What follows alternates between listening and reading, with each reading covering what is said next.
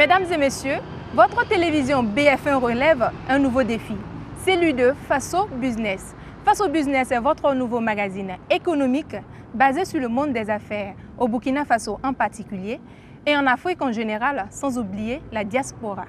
Je suis Fatou Koulibaly Koné, présentatrice de cette émission. Mesdames et messieurs, soyez donc les bienvenus.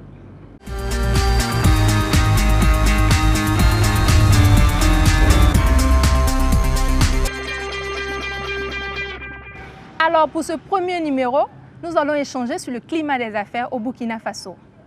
Et pour cela, nous avons notre invité, M. Sanon Félix, coordinateur général du Forum de développement ouest-africain des entreprises.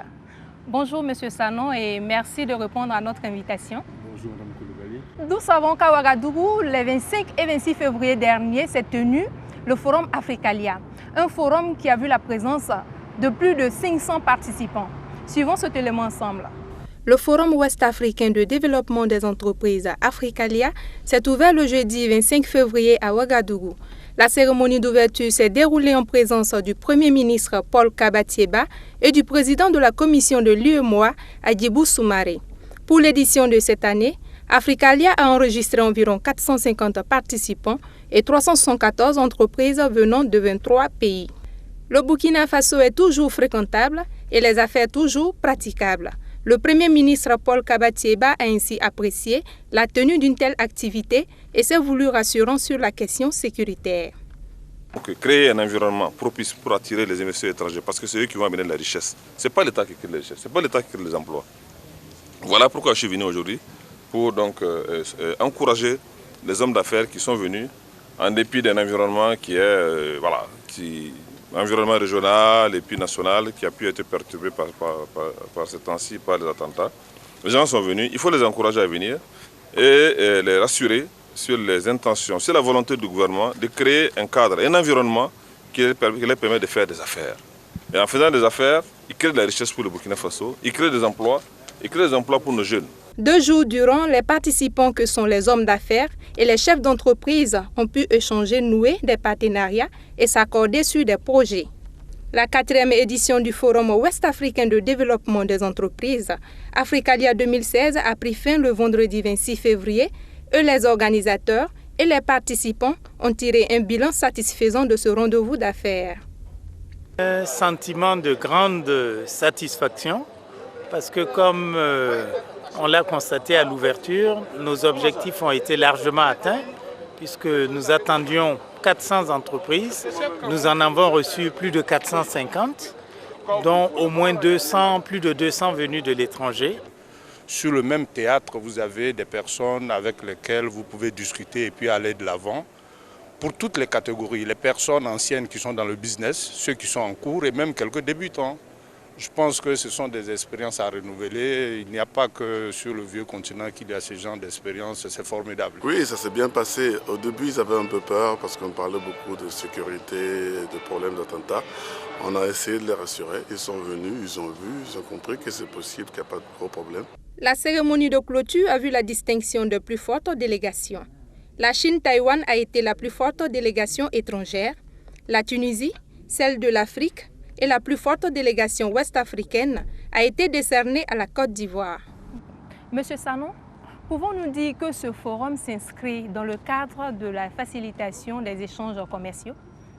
Alors, je dois dire que la Chambre de commerce du Burkina Faso a créé en 2010 le Forum Africalia pour d'abord permettre aux hommes d'affaires de l'Afrique de l'Ouest de pouvoir se rencontrer entre eux et de pouvoir rencontrer d'autres chefs d'entreprise du monde entier pour nouer avec eux des partenariats d'affaires, aussi bien sur le plan commercial, technique ou financier. Alors, cette édition 2016 s'est tenue dans un contexte particulier pour notre pays. Vous savez que l'économie du Burkina Faso est quasiment plombée depuis 2014. Et nous avons connu une série d'événements depuis cette période-là jusqu'en janvier 2015. Et donc à ce titre-là, ce forum c'est dans un contexte particulier. Et je peux donc dire que Africalia 2016 contribue donc à la relance de l'activité économique du Burkina. D'accord. Durant ce forum, nous avons eu environ 500 participants. Et quel bilan dressez-vous aujourd'hui? Alors, nous pouvons dresser un bilan très satisfaisant du Forum Africalia. Nous avons, dans un contexte particulier, compte vent et marée, pu réunir au total 449 entreprises, dont plutôt 449 participants, dont 203 entreprises de 22 pays du monde entier.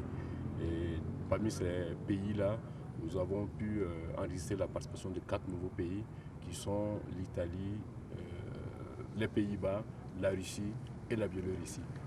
C'était inespéré. Je pense que pour nous, c'est une grande satisfaction. Okay. Vous parlez d'une grande satisfaction, certes, mais est-ce que vous avez enregistré des points de regret?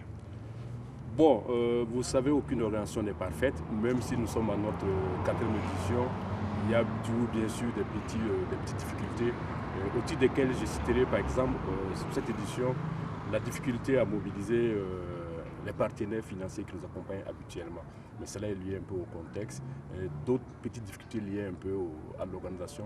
Mais en général, pour ce type de manifestations, à la fin du forum, quand les participants sont satisfaits, ils oublient tout. Ils oublient toutes les petites difficultés qu'ils ont eues au début du forum. D'accord. Monsieur Sanon, nous arrivons à notre rubrique qui est dédiée au modèle de motivation. Une rubrique qui met en relief les entrepreneurs, les chefs d'entreprise qui ont réussi, qui sont un exemple à suivre par la jeunesse burkinabé. Et la dernière fois, nous avons rencontré Madame Nikiema, qui est chef d'entreprise, directrice d'une agence de communication. Suivons son élément ensemble.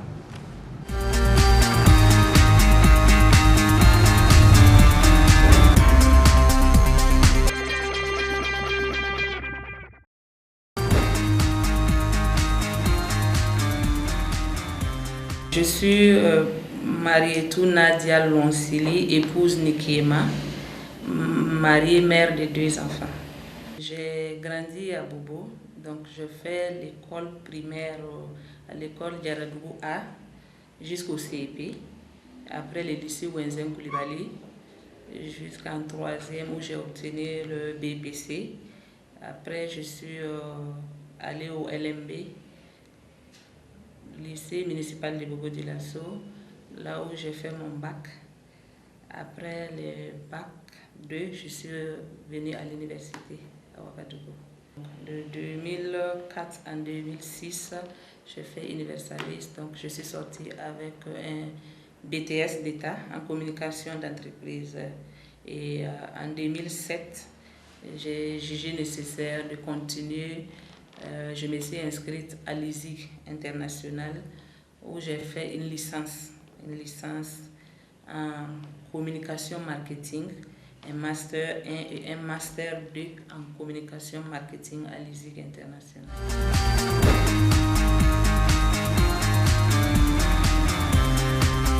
Je vais d'abord repartir en arrière pour vous dire que depuis très petite, je suis une personne qui aimait vraiment entreprendre. Voilà, ma maman me l'a toujours reproché tout le temps, toi tu es en train de faire des petits commerces. Donc, pendant les vacances comme cela, mes amis et sœurs se bousculaient pour venir faire les vacances à Ouaga, mais moi ça ne m'intéressait pas trop. Donc, je cherchais toujours à faire un petit commerce, des fritures, à vendre des petits trucs au quartier. Donc, je peux dire que c'est depuis petite que j'ai vraiment ça en moi. Voilà, je savais que bon, tôt ou tard, j'allais entreprendre. En fin 2011, j'ai eu un contrat avec le call center de RTL. Donc, j'ai fait 2 ans là-bas. J'étais là-bas, mais bon, pour moi, j'étais là-bas pour juste faire un temps, parce que je me disais que je ne suis pas faite pour un boulot entre 4 murs. Voilà, et ce boulot, c'était juste, il faut rester, écouter les plaintes des clients, s'occuper des clients au téléphone. Donc, entre-temps, j'ai dit, bon, là, je fais 2 ans, je pense que je dois partir. J'ai déposé ma démission, j'ai rédigé moi-même ma démission et je suis allée déposer. Je me rappelle très bien ce jour, mon superviseur m'a dit « Ah, Madame Nikiema, vous partez pour faire quoi ?» Je dis « Je vais entreprendre. » Je vais entreprendre. Et entreprendre, vous allez faire quoi? J'ai dit, bon, en allant, je ne savais pas trop que j'allais créer une agence de communication, mais je savais que j'allais faire quelque chose pour moi-même, mais une agence de communication, je ne savais pas trop. Bien vrai que j'ai une formation, j'ai un master en communication. Ben, donc, j'ai déposé ma démission et je suis partie. Je suis partie, j'ai pris le temps quand même de mûrir dans ma tête. Quelque chose me disait, vas-y, crée ton agence de communication. Mais au départ, je me disais, il y en a trop, il y a beaucoup d'agences. Est-ce que... Après, je me suis dit, bon, je me fais confiance, ça va donner. Donc, il faut y aller, il faut y aller, il faut y aller. Je suis sûre que ça va donner. Donc, j'ai fait mes papiers, et j'ai eu mon registre de commerce et j'ai commencé.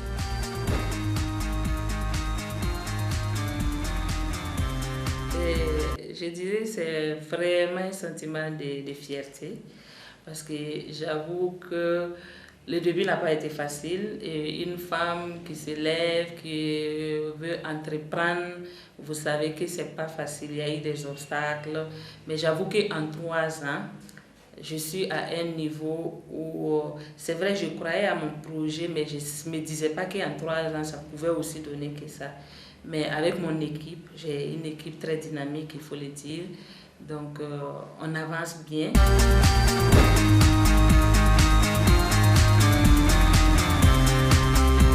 On n'est pas obligé de penser qu'après les études, il faut forcément aller se faire embaucher par une structure.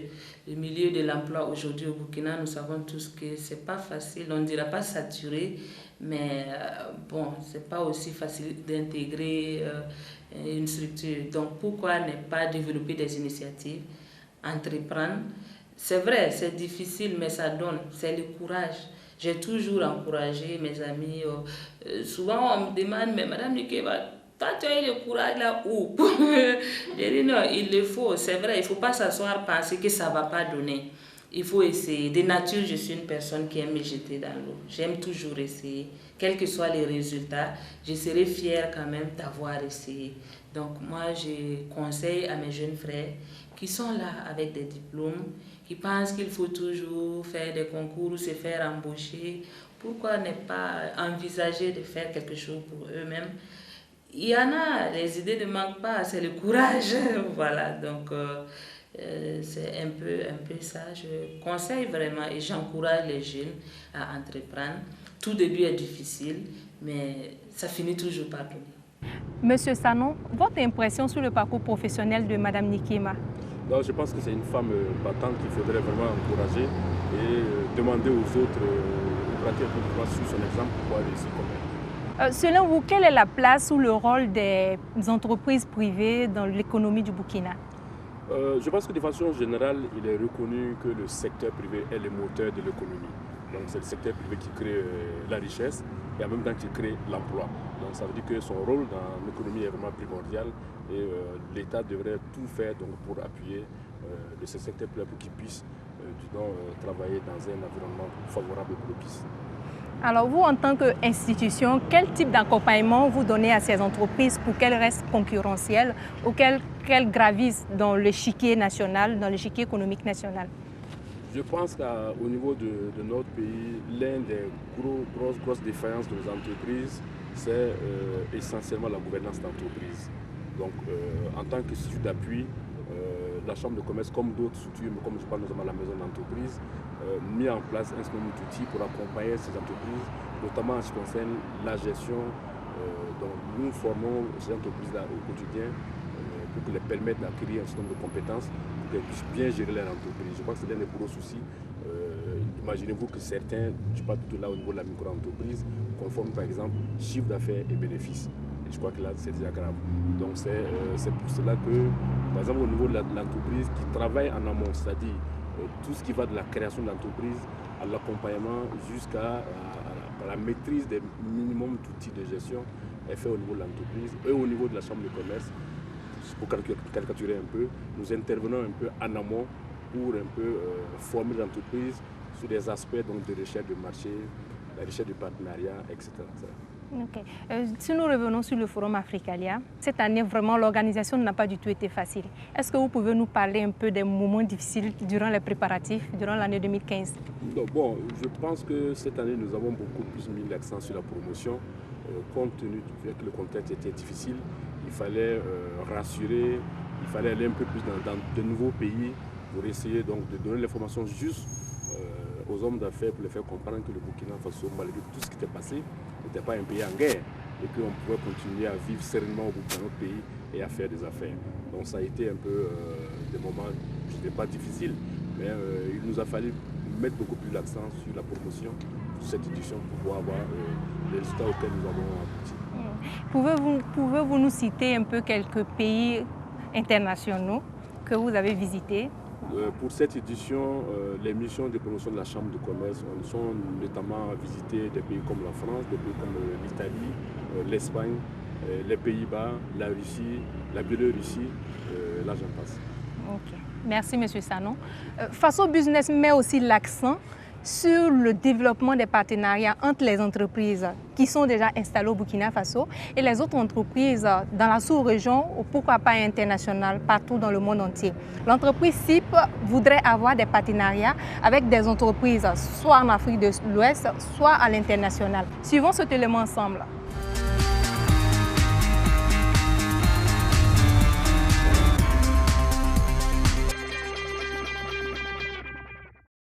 La société CIP, c'est la Société internationale d'équipement pétrolier et d'énergie. Donc, au sein de cette structure-là, nous avons 3 départements. Le département équipement pétrolier, le département électricité et le département énergie solaire. Donc, dans le département équipement pétrolier, nous faisons la maintenance des stations-service.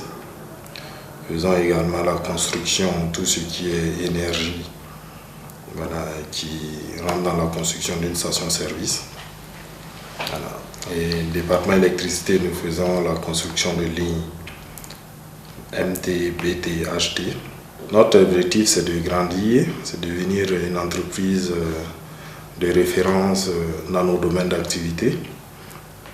D'abord au Burkina et voire dans la sous-région. Nous sommes d'abord une entreprise qui a choisi d'abord, pour un premier temps, le marché burkinabé. Mais cela n'empêche pas que nous puissions intervenir ponctuellement sur la sous-région en fait. Ce que nous recherchons, c'est un partenariat technico-commercial. Ça veut dire un partenariat avec une entreprise, que ce soit européenne ou africaine, qui viendra en cas de problème, parce que c'est la technique, il y a souvent des problèmes, des différences, qui viendra en fonction de ce que le client veut, nous aider à proposer les solutions les plus appropriées également. Également nous accompagner dans la quête du marché burkinabé africain. Monsieur Sanon, le gérant de cette structure aussi était présent à Africalia, décidément. Et vu qu'il y a eu plus de 5000 rendez-vous d'affaires, comment votre structure va faire le suivi de ces partenariats? Alors, je dois préciser que le suivi des partenariats qui ont été noués pendant le forum sont d'abord du ressort des entreprises elles-mêmes. Parce que les rencontres qui sont organisées pendant le forum Africalia sont des rencontres de 30 minutes chacune. Et ce n'est pas en 30 minutes en général qu'on peut nouer une affaire. Donc si on veut nouer une affaire durable et solide, il faut du temps. J'aime à le dire, c'est comme quand on veut se marier. Donc on ne se marie pas en un jour. Donc il faut connaître sa femme, il faut lui faire la cour, il faut peut-être de temps en temps se bagarrer. Mais quand on est persévérant, on arrive toujours au bout. C'est pareil pour les partenariats. Quand on veut un partenariat solide, il faut être patient. Il faut créer la confiance progressivement et ça peut prendre un peu de temps. Peut-être que les partenariats commerciaux sont un peu plus faciles parce qu'il suffit de s'entendre sur le prix et puis on peut conclure. Mais même ça, quand on veut travailler dans la durée, il faut de la patience. Alors donc, le suivi incombe d'abord aux entreprises qui participent au forum. Notre rôle, c'est un peu un rôle de conseiller, je dirais, conjugale, si je compte dans la même lancée, Oui. c'est de venir de temps en temps auprès des entreprises et leur donner des conseils quand elles ont des soucis un peu avec leurs partenaires pour leur dire un peu qu'est-ce qu'il faut éviter avec ça. Donc, si je me résume, la partie aux entreprises qui ont participé au forum de suivre elles-mêmes les partenariats qu'ils ont noués pendant la manifestation. D'accord. Peut-on avoir une idée du budget alloué à cette 4e édition? Non, ce n'est pas un secret. Donc, le budget du Forum Africalia est un peu plus supérieur à 400 millions de francs CFA. Donc, il est financé en général par les frais d'inscription d'entreprise, par les constructions de nos partenaires, par les sponsors. Et s'il y a un gap, c'est la Chambre de commerce qui supporte. Donc, c'est pour dire que le Forum Africalia, sur le plan pécuniaire, n'apporte rien à la Chambre de commerce, au contraire, nous coûte de l'argent. C'est vrai que par rapport à notre notoriété, ça fait connaître notre chambre de commerce et aussi notre pays à travers le monde. Okay. Durant le forum, quels sont les nouveaux marchés ou secteurs d'activité qui ont été découverts? Je ne parlerai pas de marché découvert en tant que tel, mais je vous ai seulement dit qu'il y avait des nouveaux pays qui participaient pour la première fois au forum. J'ai cité la Russie, j'ai cité la Biélorussie. Je ne suis pas sûr que beaucoup d'entreprises travaillent déjà dans ces pays-là. Mais je crois que ça a été l'occasion pour, par exemple, burkinabé de pouvoir nouer des partenariats avec ces nouveaux pays qui participaient pour la première fois au Forum Africalia. Juste pour satisfaire notre curiosité, à quand la prochaine édition et où est-ce qu'elle va se tenir? Non, le Forum Africalia se tient tous les 2 ans. Ça dit donc, en principe, la prochaine édition doit se tenir en 2018. Quant au lieu, pour le moment, rien n'est décidé. Nous étions en discussion avec la Chambre de commerce de la Côte d'Ivoire qui est prête donc à accueillir la prochaine édition. Mais la décision ne m'appartient pas, mais elle appartient aux autorités de la Chambre de commerce. D'accord. Vu que le pays a passé les coups difficiles depuis 2014 jusqu'en janvier 2016, quel climat d'affaires vous pouvez nous donner comme prévision d'ici 2 ans? Non, je dois dire que l'amélioration du climat des affaires est du ressort du gouvernement. Le Burkina Faso a été un des premiers pays réformateurs de l'espace UEMOA pendant de nombreuses années. Mais aujourd'hui, nous sommes dans les profondeurs du Doing Business de la Banque mondiale. Ça veut dire que le climat des affaires s'est détérioré dans notre pays. Parce que si on n'avance pas, comme on dit, si on n'avance pas, ça veut dire qu'on recule par rapport aux autres pays qui nous ont dévancés. Donc je pense que nos autorités en sont conscientes. Lors de la cérémonie d'ouverture, le Premier ministre en a parlé. Je pense que les autorités prendront les mesures nécessaires pour engager les réformes, pour que l'environnement des affaires au Burkina soit le plus favorable, propice possible à l'épanouissement des entreprises, de nos entreprises et puisse attirer des investisseurs dans notre pays. Okay. J'aimerais savoir quel type de relation vous avez engagé entre la Chambre de commerce et le ministère de l'économie et des finances pour améliorer le climat des affaires. Non, la Chambre de commerce en tant qu'institution publique qui représente les intérêts des hommes d'affaires, bien sûr, également un rôle à jouer en tant que structure d'appui. Et notre mission, c'est de faire remonter aux autorités quelles sont les entraves même au développement du secteur privé dans notre pays. Et c'est dans ce cadre-là que nous organisons annuellement avec le gouvernement la rencontre gouvernement-secteur privé pour qu'ensemble nous réfléchissions un peu sur les entraves au développement de notre secteur privé et voir ensemble qu'est-ce qui doit être fait par les autorités pour que les entreprises puissent sereinement travailler dans un environnement qui soit propice. D'accord. Nous avons vraiment été ravis de vous accueillir. Un dernier mot? Je voudrais dire que d'abord remercier toutes les entreprises du monde entier qui ont participé au Forum Africalia et également les entreprises burkinabées qui font confiance à leur chambre de commerce et dire que peut-être beaucoup de gens ne le savent pas, mais la chambre de commerce du Burkina est une des plus dynamiques et des plus performantes, je dirais même d'Afrique. C'est pas moi qui le dis, mais ce sont nos partenaires. Nous recevons régulièrement des missions d'autres chambres de commerce qui viennent s'inspirer de notre expérience ici au Burkina Faso. Et je dois dire que nous avons même, depuis des années, commencé à exporter notre expertise dans d'autres chambres de commerce, notamment au Sénégal, au Mali, au Tchad et même à Madagascar. Donc c'est pour dire que notre chambre de commerce, nous devons en être fiers. Et c'est le message que je voulais passer quand même aux hommes d'affaires. J'espère que les hommes d'affaires en ont pris note. Entrepreneurs, économistes, financiers, boursiers, hommes d'affaires en général, cette émission est la vôtre.